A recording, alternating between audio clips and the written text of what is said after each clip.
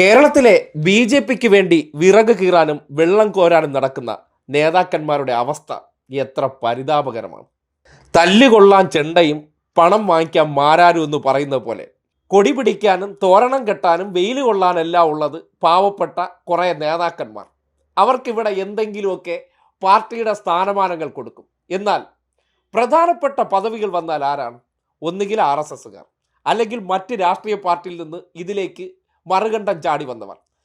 അല്ലാതെ കാലാകാലങ്ങളായിട്ട് B J പിയെ വളർത്താൻ എന്ന പേരിൽ ഇവിടെ നടന്ന ഏതെങ്കിലും നേതാക്കന്മാരെ വിരളിലെണ്ണാവുന്ന 2-3 പേരെ ഒന്ന് മാറ്റി നിർത്താം. അതായത് കേന്ദ്ര സഹവാഴയായി മാറിക്കഴിഞ്ഞ വി മുരളീധരൻ, 2 ഗവർണർമാരായിട്ടുള്ള കുമ്മനം രാജശേഖരൻ 2 വർഷത്തിനകത്ത് പൊടിയും തട്ടി തിരിച്ചു വരേണ്ടി വന്നു.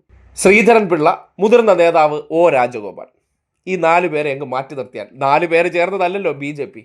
ബാക്കി എത്ര തലമുറയിലെ എത്ര നേതാക്കന്മാർ, പലരും യൂത്ത് മൂത്തതായി പരിപാടി അവസാനിപ്പിക്കാറായിട്ട് പോലും പേരിന് ഒരു പദവി ഇതുവരെ കൊടുത്തിട്ടില്ല. നാണം കെട്ട അവസ്ഥ തന്നെ. അതായത് ഇപ്പോൾ തന്നെ സംഘടന ഒന്ന് അഴിച്ചു പണിഞ്ഞു. സംഘടന അഴിച്ചു പണിഞ്ഞു എന്ന് പറഞ്ഞാൽ ഇത്രയും കാലം ഒരു പിന്നോക്കക്കാരൻ OBC എന്നുള്ള നിലയ്ക്ക് സുരേന്ദ്രനെ ഇരുത്തിയിട്ട് പിന്നോക്ക പാർട്ടിയാണ് എന്ന് വരുത്താൻ ശ്രമിച്ചതിന് ശേഷം